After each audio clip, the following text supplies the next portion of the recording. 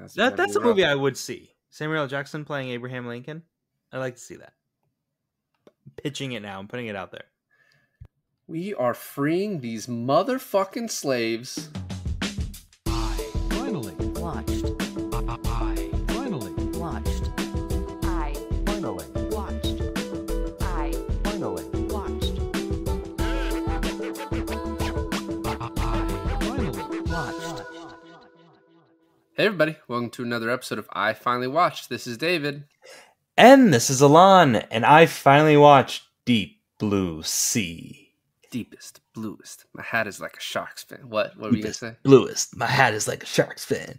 I had to watch the entire credits just for that song, and then the weird rendition of I was gonna say the sun will come out tomorrow, but that wasn't it. It was the other Sunshine song. Ain't No Sunshine? Ain't No Sunshine. Oh, was it? Yeah. It was. Yeah, I don't know. And then it was another LL Cool J song after that, which he's credited as the music supervisor. So I have to think of that weird R&B Ain't No Sunshine was like also him, just not him singing. Well, maybe he chose it. I mean, obviously it's a song. Yeah, and obviously he's the music supervisor. No, what I was saying is that I've seen bits and pieces of this movie throughout my life. Like, it's always fucking on the high channel. It's just like playing at any given point. I think the part I saw was like the two megalodons like tearing the tiger shark apart. But I've never like sat and watched through this movie. And it was an experience. Actually, no, for sure. There's a part that the LL Cool J part in the kitchen where he jumps over the shark from the oven is definitely a part that I've seen before. You probably saw it in like Jurassic Park because that's what they stole that part from. This is the first time I saw this movie when it came out. I had it on DVD, seen it a ton of times, as many times as any given Sunday probably. And I think it's the first time really like when you sit down and you're like, oh, we're going to talk about it, that you notice all the things it took from. Like obviously Jaws influence and some stuff, but Jurassic Park huge. Jurassic Park huge, but I really felt a strong alien presence. Well, that was actually the director Rennie Harlan. He wanted Samuel L. Jackson for the LL Cool J part. And Sam was like, I don't want that part. I don't want the part of the cook. And so then he created this other part for him. And the killing of him was sort of an homage to Alien, the killing of the main guy in the first Alien movie.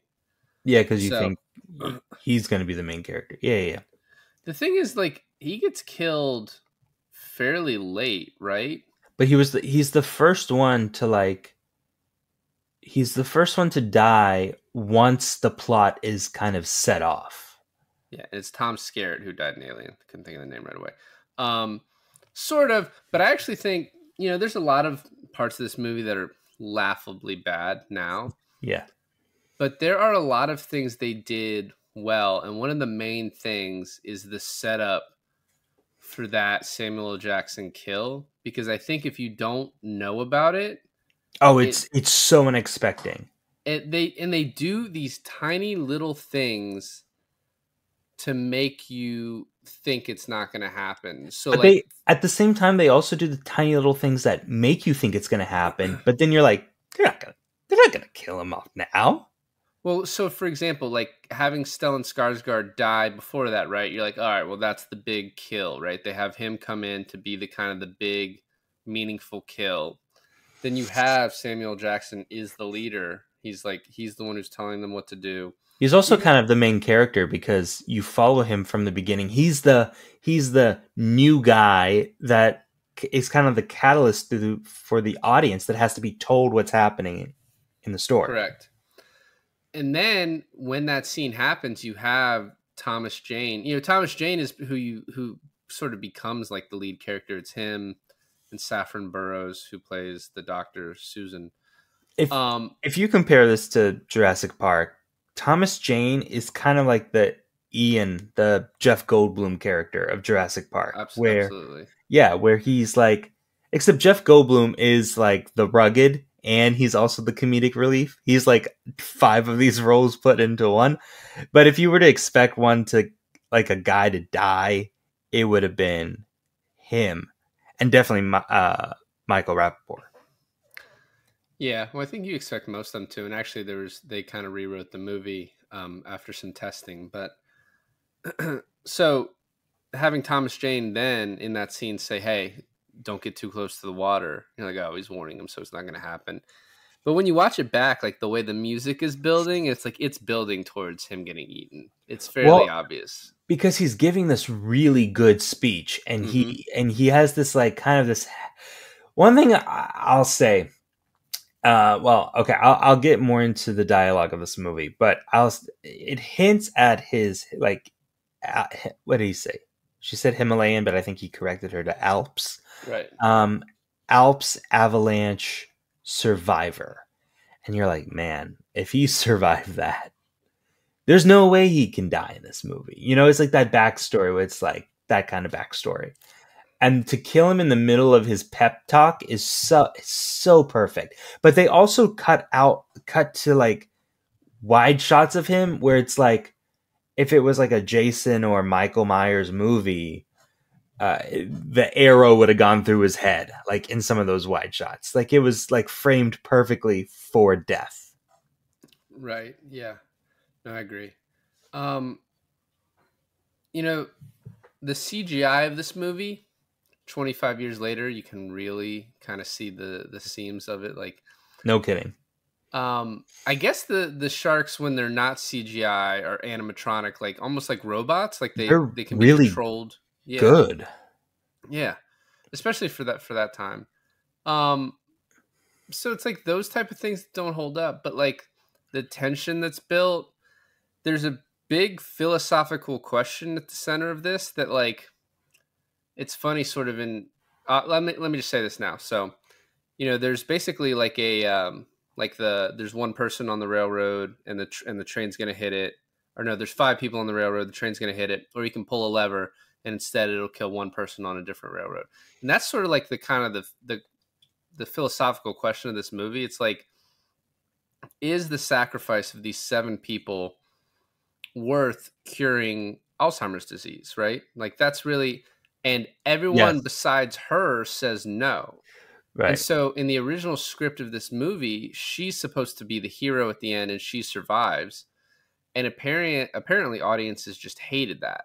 And they felt like she was responsible for these deaths. And like, so she should, you know, kind of pay that ultimate price. Well, there's like a couple things here that she does, right? First, well, okay, it depends what you consider first, right? What you see or what you know. First, what you see is she releases the shark that they get a sample from after biting Stellan Skarsgård, which ends up being the last shark in the movie to survive. So that's like, oh, well, you know, shit. And then you find out that she did break the Geneva contract or whatever fucking the accord. Harvard Compact. Oh, the Harvard Compact, right? Whatever the fuck they made up, right? And then that is like a big no-no because you find out that's like a genetic. You're like Frankenstein, Dr. Frankenstein at this point, right? Because that's a genetic thing that you're fucking with that makes the sharks smarter. So at that point, you're like, well, it's your fucking fault, lady. And then she fucking goes, this is so stupid, right? She goes back to her office to try to get the sample or whatever it is. And then she loses it in the end anyways. Yeah, but I mean, you know, at one point, and we'll kind of get started in a second, but, you know, at one point she's saying, I have to go get this. Otherwise, those deaths were not only tragic, they're meaningless. And LL Cool J says all death is meaningless, which is like, I mean, it's just something I disagree with, right? Now, like in the he's a preacher. Yeah, he is. He's a preacher. He's also a drunk. He's a preacher. He's a cook. He's a drunk. He's also a preacher father. named Preacher. He's a father. He was a husband at one point. Yeah. Yeah. All these people are kind of scallywags. You got Stellan Skarsgård who can't pee, so it doesn't flow back on him, right? Like the joke Samuel L. Jackson made in the beginning. If he's so smart, why is he paying Yeah. against the wind? Thomas Jane, who's a felon, right? I guess he was smuggling. He was in the war and he was smuggling stuff back. Is that what it was? That was so the whole thing, and I'll just get to this now, is that the dialogue in this movie does not tell you everything you need to know, especially in the beginning. It's so jigsawy. Like when the main scientist lady, I forget her name, meets with Samuel L. Jackson, she's like, oh, and I need.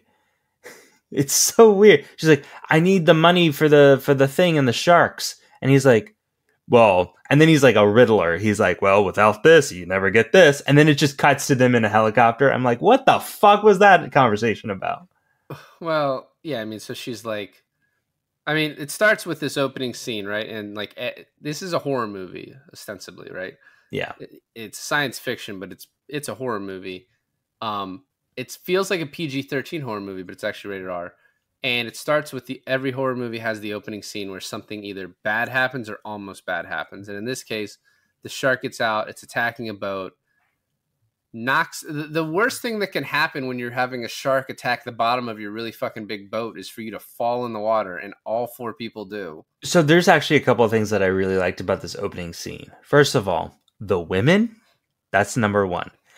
Number 2 is that as their boat is being hit by the shark, they are not reacting big enough for like what is happening to them in the middle of the fucking ocean at night.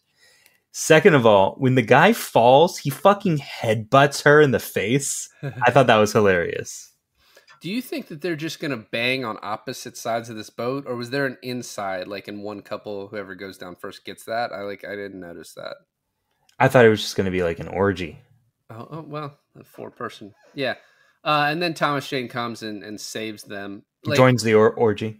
The physics of this shark traveling at like its optimal speed and this dart hitting it and in its tracks, it stops immediately. I was like, that doesn't really make a lot of sense. In Jaws, it pulled the boat a little bit, and these are super sharks. So then the story gets out and they're like, oh, we're going to get the shit suit out of us. And you kind of brought this up. The one guy who you recognized but was like uncredited in this, who we've seen in like a bunch of other stuff. Oh, the white guy standing or sitting in front of Samuel L. I don't know what his role in the company was. I don't know. Seemed like maybe he's the day-to-day CEO and Samuel Jackson's the money guy that gets to talk. That's what I felt like, but then he doesn't have a single word. I didn't recognize him. I just thought it was weird that he didn't have a single speaking word. One really like kind of crucial thing that this movie does, it has some poorly written like plot devices, but a lot of times something would happen in the movie and I haven't seen it in a while and I'd be like, well, how the fuck is that going to happen? And then the movie would explain it like immediately. They sensed it was an issue and they fixed it.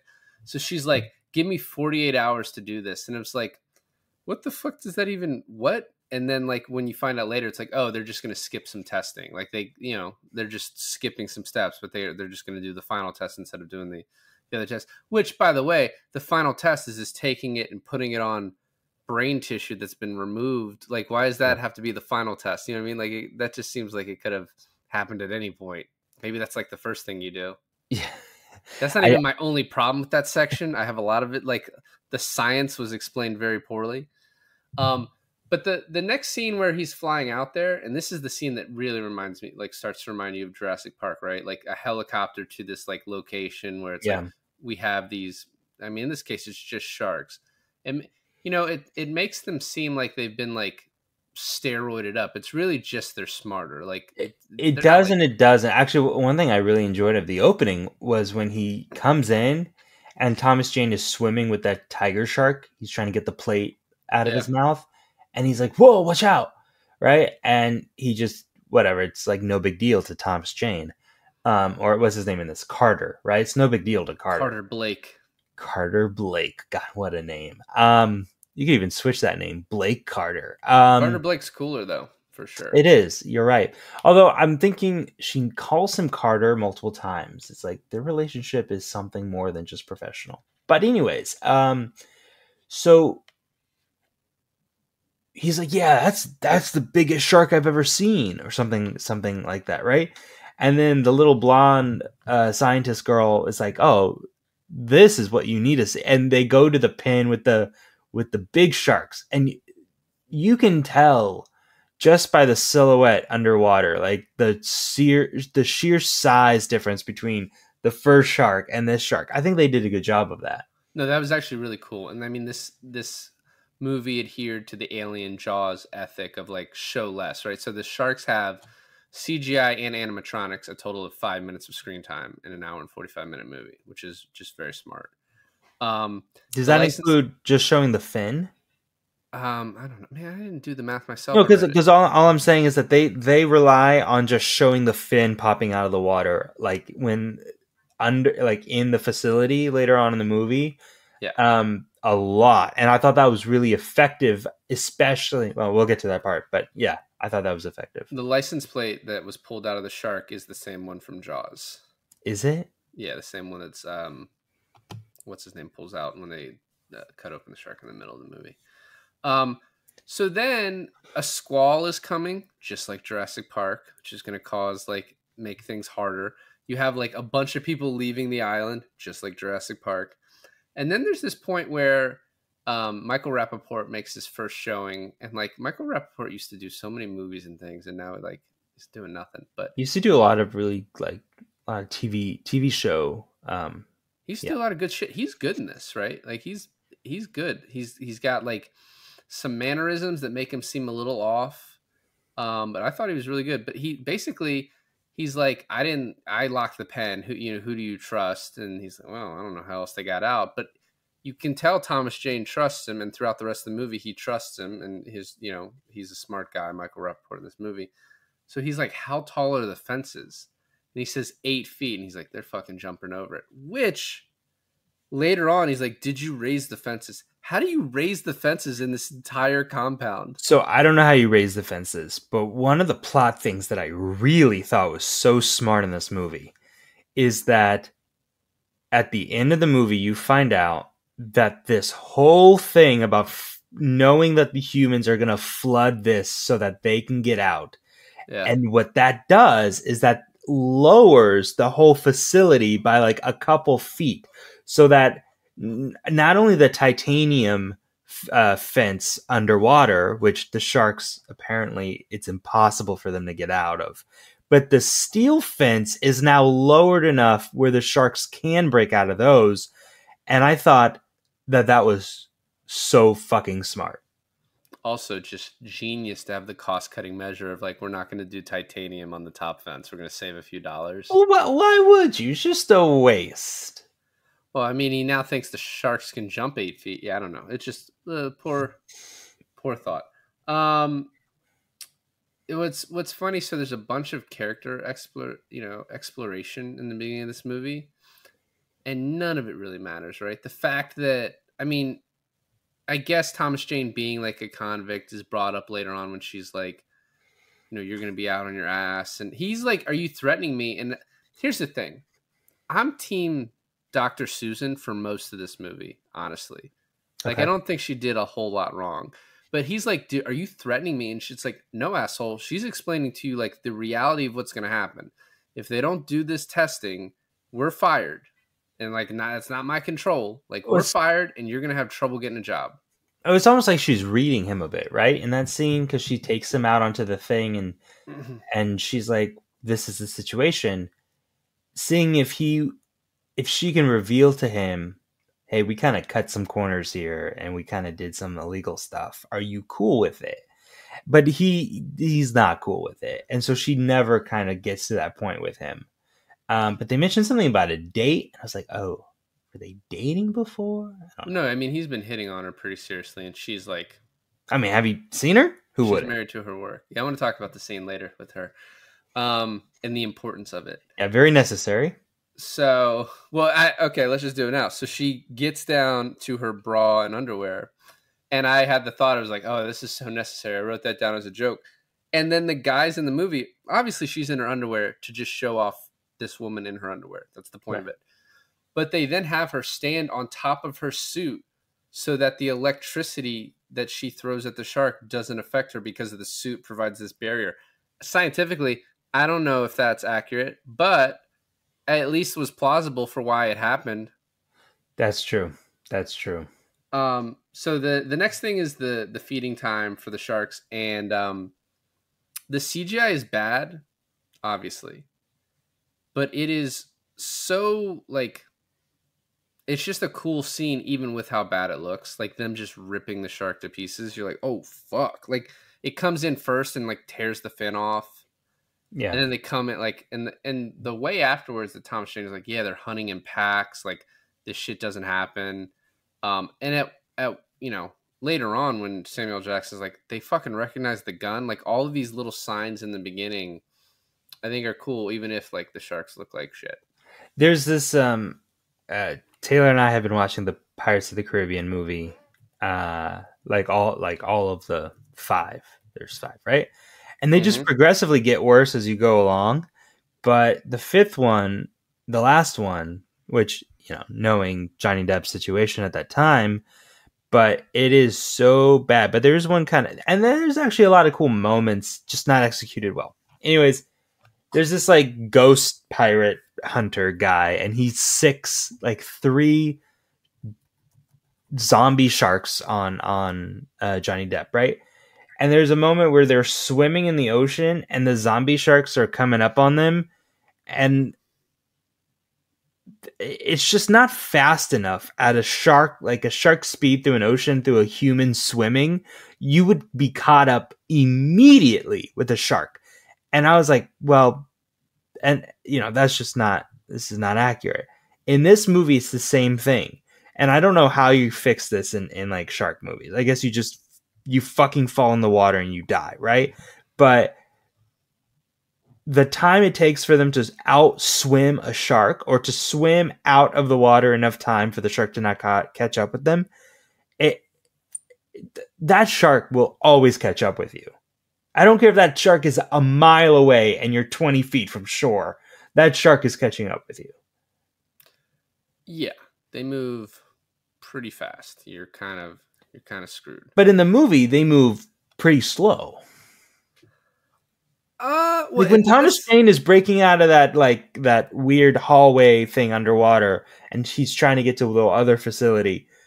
If those sharks are somewhere in that facility, they're coming for him. They're getting him.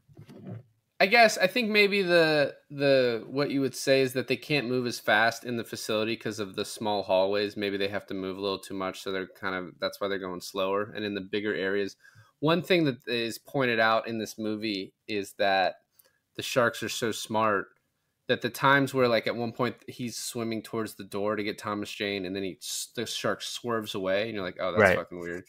They want him to escape because they want the facility brought down. So killing him doesn't do anything for them. I understood that. Actually, I took that scene in a different way. I took it because right when he got through that door, the water levels went down, and they would have been like landlocked if they didn't swim away at that moment. So I wondered if it was that too. Yeah, I mean, like locked in the facility, you mean? Yeah. Yeah, I mean, definitely I could see that. So we are at the shark test day. And one thing that is a little bit not really well spelled out in the movie to me is what's the issue with bringing in these sharks? So at one point he says bringing in the shark ahead of schedule is a bad idea. And I guess I don't understand how doing it later would have been like really what was messed up is your safety protocols. Like you're holding down the shark, right? Like well, it's not a good idea to do it without second team there. Like they were almost you mean on like a Monday or Tuesday? Yeah. Like why wouldn't you have everyone at the facility be present when you're fucking doing the biggest test that's for the facility? Like the whole point of the facility is this test, right? So, and you send half the team home. Well, it's the weekend, baby. They gotta go party. You know what I mean? No, but I'm just saying that's like a convenient excuse on why you have such a skeleton crew. Yeah, on the day that the sharks decide to eat everyone. On the day of my brother. Yeah, I mean, I don't know. But when the shark testing happens, and you kind of see, like, first of all, because of the storm coming in, visibility's cloudy. Then you see that they recognize the gun, and then she's like, sharks can't swim backwards, which is apparently true, and like should have been able to happen no matter how big their brains were. I don't know what big brains have to do with backwards, but okay. Exactly.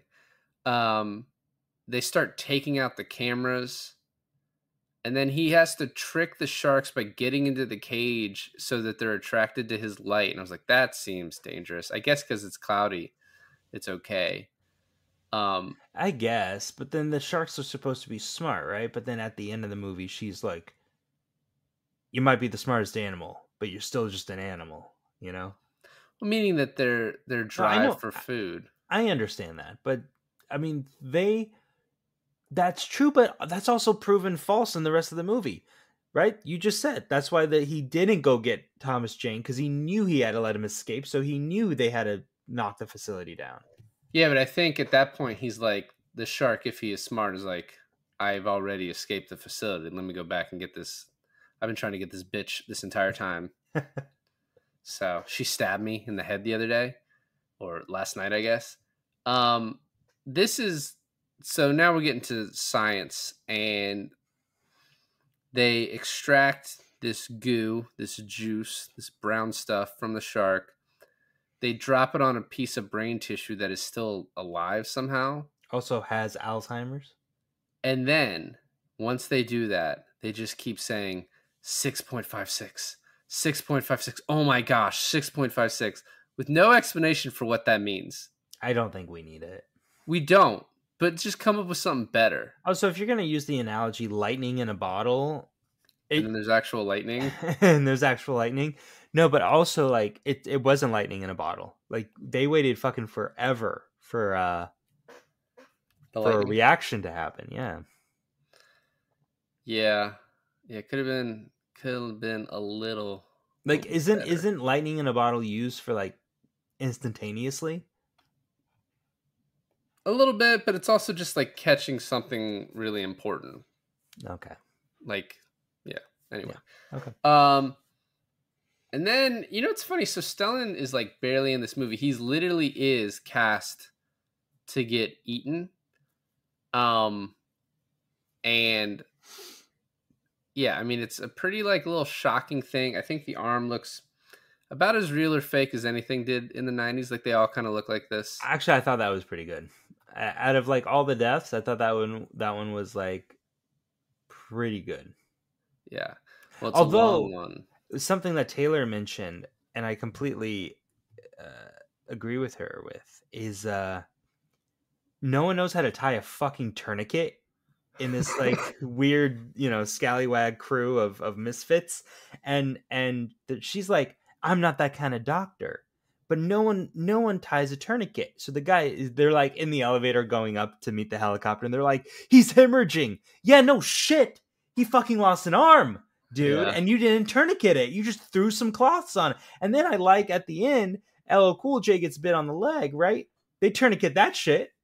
They learned. They learned. Samuel Jackson uses his belt as they're going up because you're like, no one did it.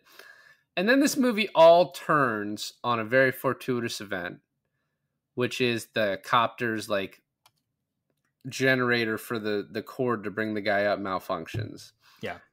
And then this copter must not know what fucking goes on here, because it doesn't like immediately as it starts falling, like pull up. The lady's like, pull up, pull up. So a couple of things I really love about this. One, they didn't have to have that thing malfunction. All they had to do was simulate like the storm could have brought the helicopter down lower so that Stellan would have hit the water, or the shark could have just jumped up and like grabbed him like a fucking I don't know, like a fucking shark. Both would have been great, but the other thing that I really love about this is that logically and location, real estate wise, Brenda is supposed to be the one that lives, and to take her out first using the malfunction of the helicopter and crashing the helicopter into her tower is a really smart way to kind of kill off the only person who has the ability to live. Yeah. I mean, it's also it's just cool, right? Like them grabbing Stellan. First of all, you think he's dead immediately. So when he's pulled and it's pulling straight through the facility into her, killing all of them, and you're then like, oh, well, I mean, he's now dead. And then they're down there, all the cameras are down, they can't get a hold of Top, and then they're just like, what the fuck is that? And you see Stellan being drilled into the glass as he's still alive, breathing, and because they're giving him oxygen. You're like, oh fuck. Yeah. And the other crazy thing about that is after he hits the glass and it starts cracking, like, I realize shock is involved, but you guys got to move a little faster than that. Yeah. I also, many times throughout this movie, I've never seen people go through a door so slow. That is true. Yeah. Yeah. Climbing a ladder when your life depends on it. So it's funny is the water comes through. Most of them make it up top.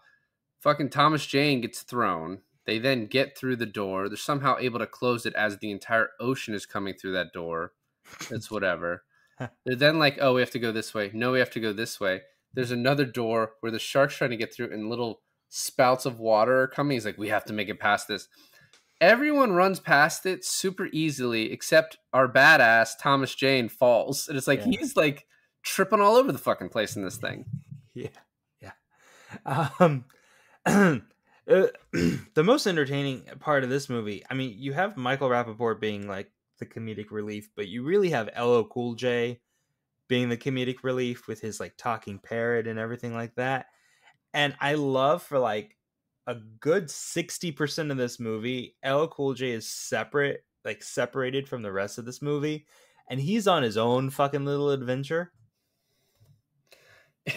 Yeah, for almost all of it, right? Like he's sort of just it's sort of used just for a reveal, right? Like he has more to do in the end, but there's that reveal when they think there's a shark above them that's about to blast through, and then it just happens to be LL. Like that's sort of the payoff of that, right? Yeah. And I think that I don't know. I love his part in this. I love the song that came from it, so all of that's fine. But it is like what he's used for is just sort of just like the cool moments. I think it's also a really good misdirection to have him and Thomas Jane being the only people alive at the end of it. Well, because he even says black guys are always the one, always the one that don't make it. Well, he wasn't wrong about Samuel L. So that's true. One of them is you can't have two. The movie's got to be believable. So one thing that the movie does a good job of too is that there was a second where it's like, all right, well, I don't know where these guys are in the facility, but if you are paying attention, it's like, so LL's on 1, he's like 1 below the top, and then they're all on 2, but then they can't get to 1 because of the water. It's flooded. Yeah. And then LL can't get to 1, which is also this cool part where you just see the top side and there's fire, and then the shark just swims into the facility sort of down to level 1. Yeah. So he's going to meet up with LL. And so the other, these scenes are interspliced, but the other crew's like, all right, we're going to go down to 3, and that, everything should be fine. And then there's the reveal of what Dr. Susan did, which is like, she's like, I made the brain bigger on these sharks. And the line reading from the other woman is like, you stupid bitch. Which is like, she doesn't want to admit, because the doctor says this, she's like, this wasn't just me. Stellan is supposed to be her husband or partner or whatever. They're supposed to have kids. What? In the original, well, they kissed. Do you not see them kiss? No. Stellan and the other woman, Janice. Oh, Janice is supposed to. Oh, okay. Because they have a big kiss when the 6.56 happens. Yeah. And then in the I thought that was like a celebratory kiss. Well, a scene that got cut made it more obvious because they apparently have kids, and she tells him right before that she's pregnant. But then he was like, I can't kill a pregnant woman. Like, it's a little too much. Pretty horrible, especially the way they did it. Yeah, she got bit like right where the baby was. Right there. Yeah. And not only that, but also like it was a pretty good death, because You think when she goes underwater and she's pulled underwater, the next thing you'll see is just all red coming out, right? Right. But you see her hand coming out, which gives you like that minute of like, oh my god, she made it, but she's already half eaten in the shark. Yeah, she's done. And so then they start like basically yelling at her like, oh, I can't believe you did this. And she's like, well, it's the only way to get enough of the protein. She's like, millions of people with Alzheimer's versus, and she's like, but you've killed us. And she's like, yeah, I don't know. To me, it's worth it. And I'm like, obviously, I don't want to be one of the people that died, but I also get her in the moment saying like the risk is worth it. You know But what I it's mean? not, because you kill those people and you still lost the sample. So it's all for naught. It's all Yeah. fortuitous. In the end, Yeah. but I'm saying the risk that she took in the beginning by making the brain larger on the shark. That's why a Deep Blue C2 and a Deep Blue C3 needed to happen. They did, but I doubt that they covered the ethical issues. I also think like, why couldn't you just like kind of held the shark just in like a thing that so it couldn't move, and you feed it like, you know, like, I mean, real unethical animal treatment, but like, Right. you know, we're trying to cure Alzheimer's here. We don't, you know, make it a little safer. Well, also, you could have done like a SeaWorld thing, right? Where you had them in an amusement park away from the actual fucking ocean, right? Yeah. I also wonder, this is like way far down the line. Let's say the shark escapes. Oh, well, just talk about Deep Blue C2, because apparently they do, and they get smarter. That's the plot. Oh, okay. Well, I don't want to talk about Deep Blue Sea 2. But if it escapes and you have Thomas Jane and LL Cool J there to tell you guys, to tell the world about it, how long does it take to track down this shark? I think then you just have Jaws. But you know what I mean? Like, if the world is like, all right, we're on this problem, let's go kill this shark. You know what I mean? Like, No, because then you have dumb motherfuckers with their like redneck friends and their well, guns. no, I mean, that is Jaws, and that is also, I would watch that movie. But I don't know. I think like, I think if we put our minds to it, we could kill the shark pretty quickly, honestly, because you'd follow the path of destruction. Like, you'd hear Dude, reports of things happening. however smart this shark is, it'll probably be low key. It'll probably like take over a nuclear submarine down below and fucking take over the world at the end of it. What if at the end of this movie, as it's like about to get blown up, the shark just starts talking? And it's Wait, like, don't kill me. no, it's just like, my problem is not with you, Carter. It was with the doctor. Anyway, so we do that reveal, and then we sort of get the Jurassic Park scene I alluded to, where LL gets chased into the kitchen. He gets into the oven, and the shark turns on the oven. I don't know if we're supposed to believe that was on purpose. Pretty great. But then it's a double oven, so he's able to cut his way up. No, so that's not an oven above him. That's just drawers. What's funny about that too is that the shark breaks through the glass of the oven. So turning it on is completely unnecessary, because you still have the rush of time to needing to get out before the shark breaks through. Well, except it was metal. Like, I don't know how easy it would have been for the shark to like make a hole big enough to like open its mouth to bite him. But either way, and then he jumps out and he's like, "You killed my bird." Which, by the way, that bird was voiced by Frank Welker, who is like, if you check his IMDb credits, has like thousands upon thousands, because he's just the animal voice guy. Really? Like, he was on Futurama all the time, which is how I know this, because I would like listen to the commentary, and he's just like prolific with how many like things he's been on. He's also the voice of Nibbler on Futurama, if that means anything to anybody out there. Maybe. I like the bird. It's like fat ass, fat ass. Mm-hmm. And so then that is one shark down, and then now we're on the third level. And like I said, you know, Stellan's already died. Thomas Jane warns him about that, and then just the speech starts. We also have the thing where Michael Rapaport is like, "Oh, if we can just, I'm not going in that water," which is, I'm not going in that water either. That's fucking insane. You're just playing Russian roulette.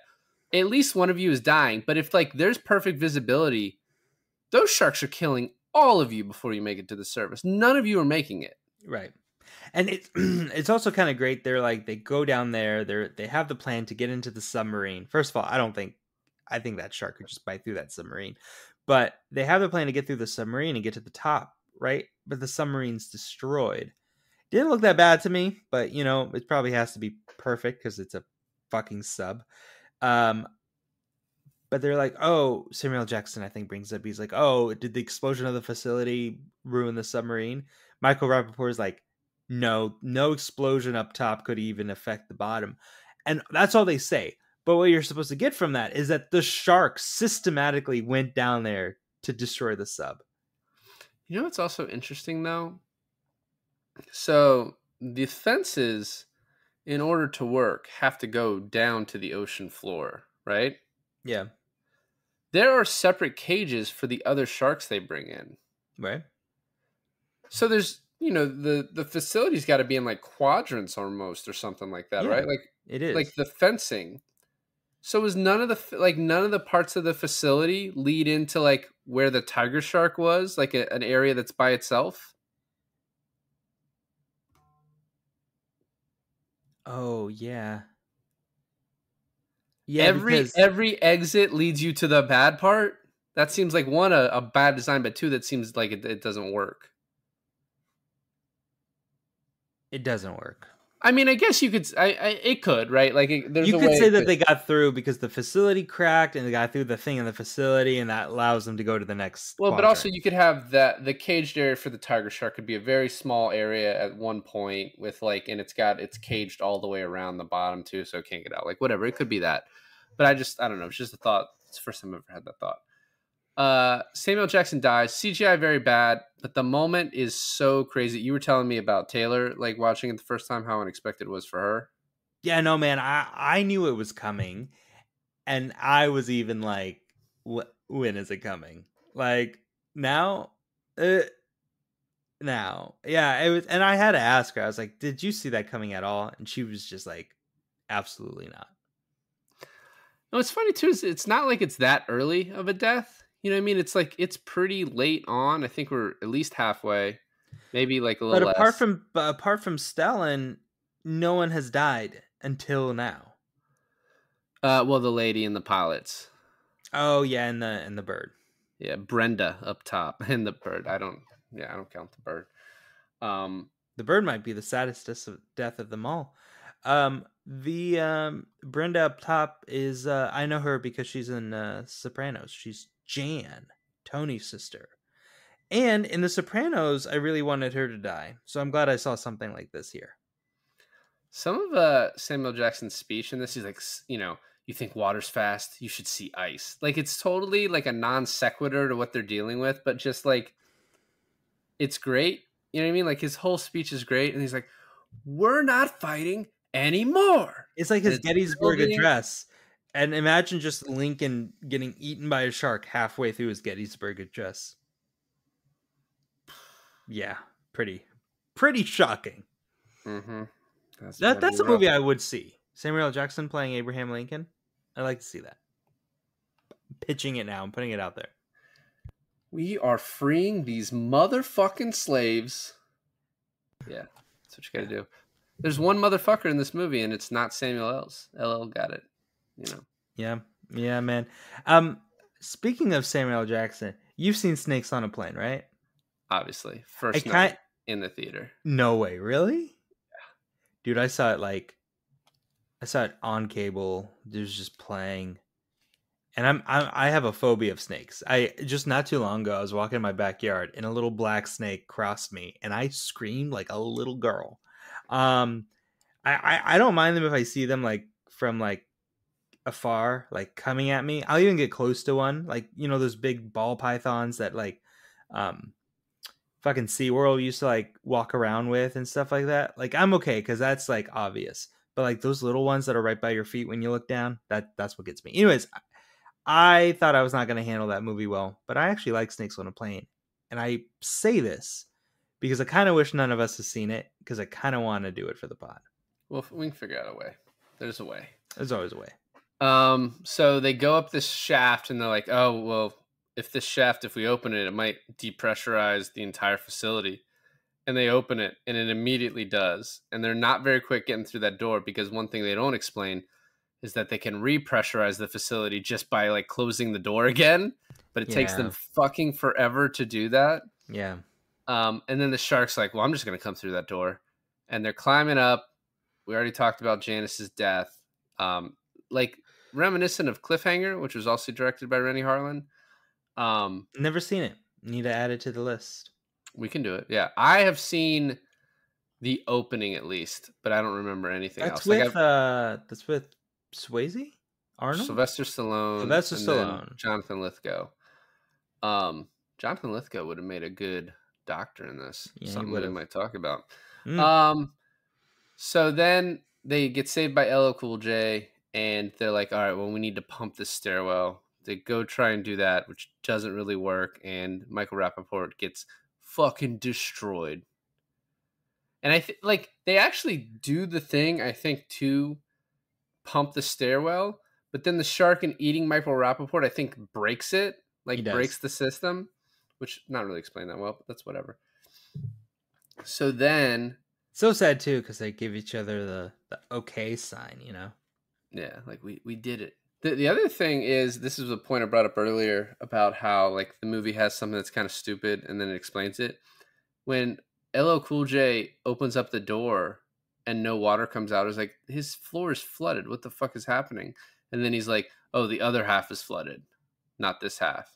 Right. And he's like, luckily you came up this way, which is like kind of I don't know, it's a haphazard way of explaining it. But they at least were like, hey, why is there water not coming out? And let's explain it. Also, the water pump thing where Michael Rapaport is like, Jan was a healthy girl. Where's her thing? Talking about like a vibrator. Yeah, for the batteries for the flashlight. Yep. And then they go, while they're doing that, Dr. Susan's like, I need to go get my research because otherwise this is a waste. It's a very funny scene where LL starts recording and then he talks about the perfect omelet. And when he does that thing and he's like, amateurs add milk. This is a mistake. I like that one bit, the way he says it, his cadence has been like burned into my brain. So when I heard it again, I was like, holy shit. Like it like brought back a memory of like, I loved that little tiny bit. Like so the way perfect he says omelet it. is made with 2 eggs, not 3. And people think adding milk to it really brings out the volume. It doesn't. This is a mistake. Yeah. So then the movie, we're with Dr. Susan, and the movie does another pretty smart thing, which a lot of movies do now, but she thinks she's being attacked and it's just her fake shark. She's like, oh, okay, it's fine. It was shark. good. It was good. Yeah. And then you see the real shark. And then she obviously has to get into her underwear. It makes perfect sense. And then she kills the shark, which I guess the shark is super smart, but doesn't understand electricity. Not that smart. Yeah. Oh, so that's the baby. That's the baby. Was it? Oh, well, it did look kind of small. Yeah. And it's dead now. So fuck it. Jesus. So then we are about to go to the top. We get the LL Cool J prayer that starts with the Lord's Prayer and then ends with, because I carry a big stick and I'm the meanest motherfucker in the valley. In honest opinion, I think that should have been the exact same way that Denzel Washington says it in Eli, the Book of Eli. He does carry a big fucking knife, though. Yeah. Book of Eli could have been so much better. Book of Eli needed Mad Max budget. Yeah, I mean, so like the beginning fight scene under the bridge where they think they've trapped him. First of all, I might put that on after we're done recording because that's how fucking badass that scene is. And then the scene in the bar, and then the rest of the movie does not live up to it. I like the reveal of like it being the Bible and that he's memorized it. Like that's cool. But the rest of the chase scenes where it's like they chase him, they catch, they get away again, they chase him, they don't catch them, like, and then he escapes. Like all of that was just like, I needed him killing more people. Yeah, and this is in no way of saying that Mila Kunis is not a good actress, but I just wish it wasn't her. She does not. Yeah, she doesn't seem to fit that part very well. Also, this is in no way trying to be funny or rude, but I do not think a girl who looks like Mila Kunis is lasting very long in the wasteland. Well, she had some protection, right?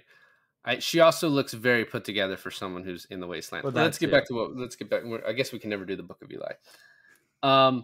So their plan is to swim to the top. At least they're like on level 1, and they're going to swim to the top, and they're going to use these things to. Could you swim? Could you swim 60 feet? I don't think I could. I think my lungs would burst. To the surface? Yeah. Yeah, I could. I You mean, could? so the main issue with that is knowing the right direction. That's why people die, is because they start swimming in the wrong direction. They don't swim to the surface. It gets so dark down there, you don't. I know don't where think you're you going. understand how much 60 feet is. No, I do. So I think you're actually thinking it's a little bit longer than it is, 60 No, feet. well, because so my community pool growing up is 12 feet deep, and I remember losing my breath going down and back up. That's 24 feet. Well, you have bad lungs. That's true too, but like double Also, that going and down- then add going 10. Going down's harder. Going up, the air in your body is lifting you. I guess. Also, they had this jetpack sort of thing with them, and I understand that. I guess that was for the distraction of the sharks. But dude, But they're swimming right next to it. yeah, but they're swimming right next to it. Why didn't they just use it to be shot up faster? Is it because Because- that's when their lungs would explode? Yeah, well, no, he actually says that. He's like, they're like, why can't we use this? And he's like, because it'll pop your lungs. 'Cause, Okay. yeah, you can't go up that fast. Fine. They get up, and immediately the shark gets LL, and I love him stabbing it with his cross over and over again, really fucking that shark up. Finally gets him in the eye, lets him go. I was just like, oh, they're going to kill LL, and they're going to do the stereotypical thing where they're going to leave the ruffian and the woman alive at the end. And they don't. It's another misdirection. It is. Although the original ending would be interesting to see because, yeah, I mean, obviously the test audiences. Well, what was disagree. it? What was it? So originally, Dr. Susan was going to be the hero of the film, but the test audiences blamed her for, I think I said this in the beginning, but they blamed her for all of this. Yeah, but was And- it going to still be her and Thomas Jane? Was that how it was supposed to end? Yeah. Oh, okay. Yeah, I think so. But they like basically quickly edited it, cut and had her killed. So they get up there and they realize because the facility is sinking, the shark is going to break out. And he's like, I guess that's the answer to the question: what an 8,000-pound Mako thinks about the deep blue sea. Which She says that. any given Sunday. Well, no, he says deep blue sea. But Any Given Sunday had like the earliest in the movie. This is in the last 8 minutes of the movie. They said the title. I was telling Taylor, I was like, we should have a whole month of movies that say their movie title in the movie, and she goes, and she's like, that's every fucking movie. I'm like, It's a lot of them. And so Dr. Susan sacrifices herself, cuts herself open, but then tries to live. Tries to live. The shark comes up to her and waits a second, and then fucking kills her. I also like how she tried to climb out of there, and the rebar ladder just broke on her. I was like, you dead. Thomas Jane jumps in for some reason. And then LL has to save him. And I love afterwards, he's like, it's a 45-foot shark, and you hit me in the fucking leg. Which also Pretty good. apparently 45 feet and 8,000 pounds would be the biggest Mako, by an incredible margin to ever live. So maybe increasing its brain did increase its mass too. I mean, I thought it was purposely a big shark. Anyways, so they blow it up. You think because Thomas Jane is attached to it, he's going to blow up. But he gets caught by the fence. So much blood in the water. And then second team arrives. They're just like, what the fuck happened? They're like, we leave you guys alone for 12 hours. One thing we didn't mention, it's not a big deal, but when Brenda yells for the doctor to come out on the top, and it's already set in this horror movie-esque sort of thing, and it's just they're throwing her a birthday party. I was like, okay, I guess this is the part where they need to have a moment where you get to know everyone, and then they can set it up with the background of a party. Because this is the only time that LL Cool J interacts with anyone else until he meets them back up 75% of the movie. is done. Yeah, that's true. I mean, I did think like a lot of the exposition, the character stuff, like I said earlier, doesn't really matter.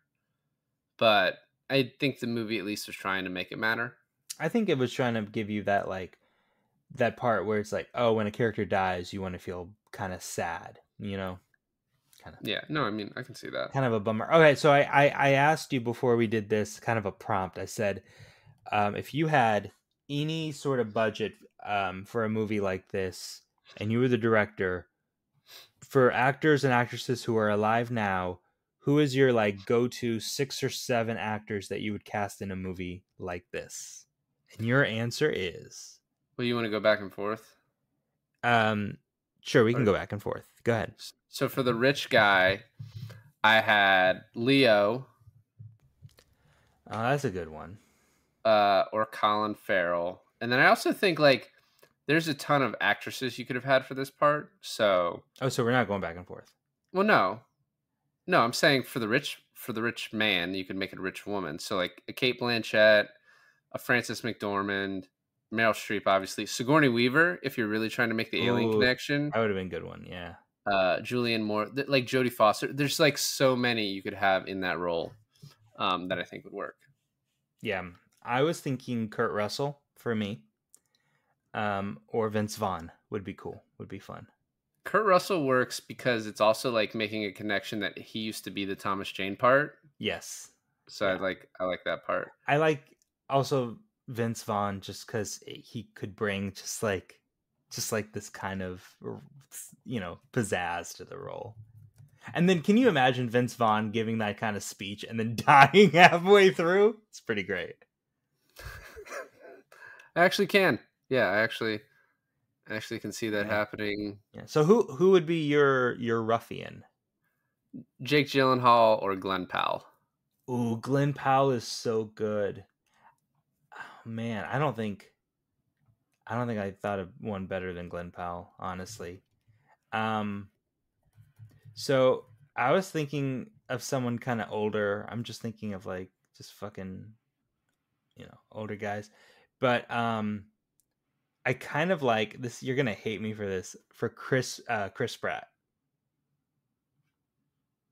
No, I don't. I mean, Chris 'Cause Pratt. It's Chris his role in Pine, Jurassic World. Chris Hemsworth. You could have Chris Hemsworth, right? Any of the Chris's easily doing that. Yeah, I was actually thinking more of like a Kong Skull Island thing, and have Loki. Fuck, what's his name? Tom Hiddleston. Tom Hiddleston.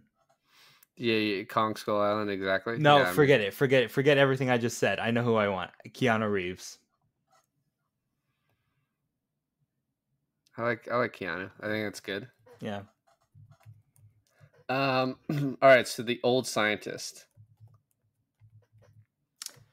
The old scientist. The Stellan Skarsgård part, basically. Yeah.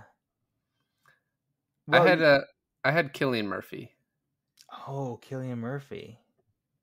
Oppenheimer being the scientist for the sharks.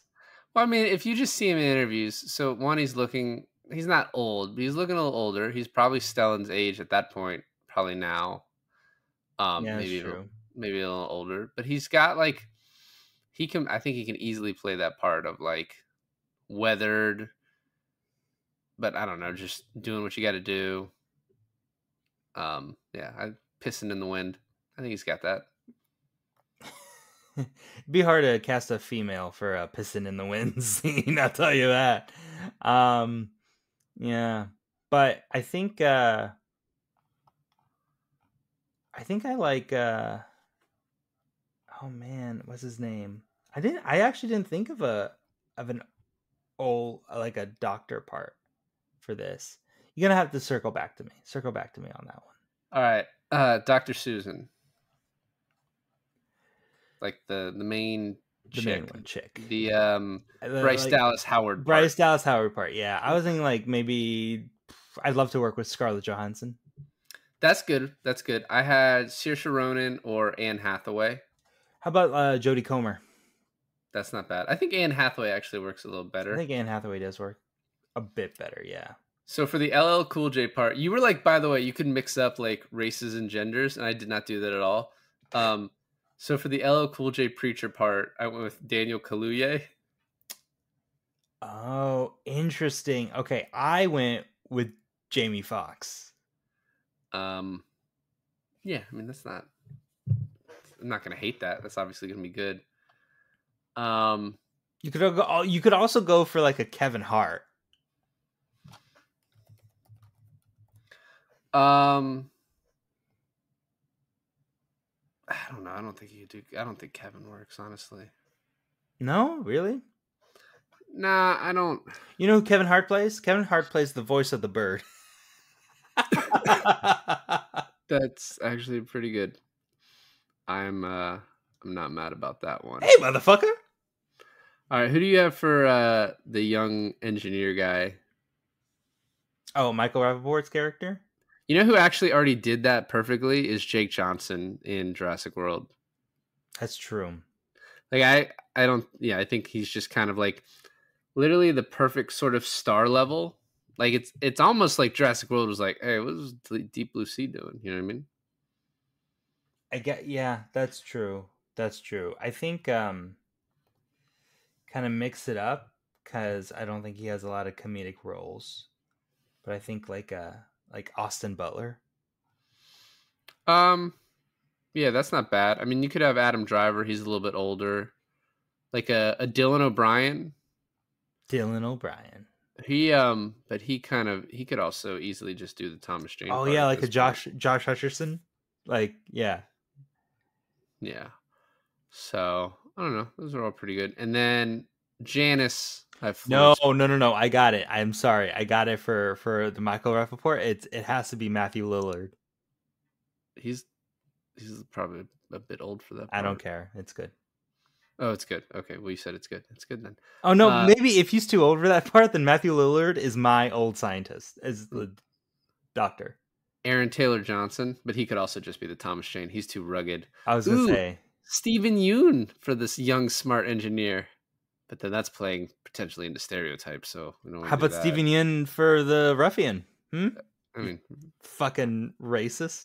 We've seen him kill some walkers. Yeah, I like it. Josh Peck, he was a scientist in Oppenheimer, so what's to stop him from doing it now? You know. Actually, it's not bad. Josh Peck as the comedic relief engineer. That's actually good. Josh Peck has like one of the funniest clips on the internet right now, where Bobby Lee is like, I don't want to be like the big like Kevin Hart, whatever. You're not. Josh Peck is like, don't worry about it. Yeah. It's like perfectly said. All right, so for the Janice part, I had Florence Pugh. Oh, I had what's her name? Imogen Boots. That's not bad. That's good too. I mean, you were like, money's not an option, so I literally went with like fucking $20 million stars for every spot. Yeah, you really did. You have no budget for CGI. If you wanted me to make like, if I'm like a baseball GM and I have to do some cost cutting in certain roles, I could do better. Yeah. I also forgot to do this until we started recording, so I was doing it mid-record. And I think I did pretty damn good. I forget her name. She was in the Mean Girls musical. I know. Oh my god, what's her name? She has a weird fucking name. Is she the main girl or is she the mean one? She's the main one. Yeah, I'm looking at it. I don't know that it's Angourie Rice. Angourie Rice, yeah. Yeah, I could see that. She's got this thing where like she's in that movie with Gatton Matarazzo where she's playing like there's no other way to say that. She's like playing a part where she's like there's one scene where she's playing sexy to try and get Gatton to give her something. Okay. And that's the only clip I've seen from that movie. And she's doing that very well. And then she's also in Mean Girls where she's like, I've only seen the posters, but she's wearing like very baggy, like schlubby clothing. And she also plays that, you know what I mean? Like she fits that role too. Yeah. So she's got like a bit of a chameleon thing going on where she can do a lot. Have you ever seen the original Mean Girls? Yeah. Okay. So she's the Lindsay Lohan character. No. Yeah, I know. Who she is. Okay.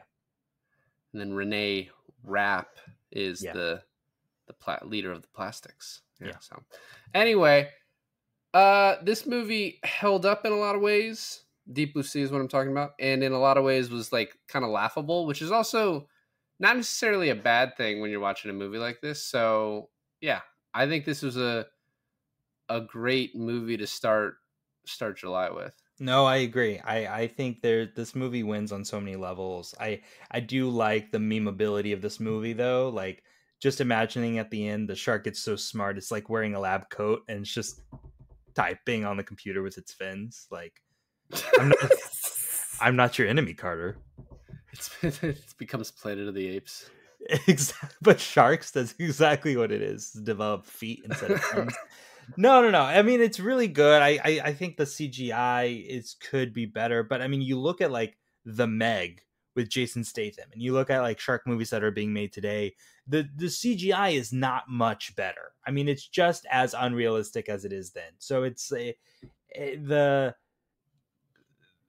what would happen if this was made? This is a 99 movie. What would happen if this was made like 6 or 7 years later? I think it would have been a lot more horror, a lot more gory. I'm thinking like a Piranha 3D sort of gore. I think this movie kind of came at the right time where it didn't oversaturate the horror water fest. So yeah, I liked it. Well, and this had a $60 million budget. You know what this does make you appreciate is like Jurassic Park was 94. That Yeah. movie looks amazing today. Like you watch that today and there's nothing in it where you're like, oh, that doesn't hold up. Well, thanks for listening to another episode of I Finally Watched. This is David. And this is Alon, and I finally watched Deep Blue Sea.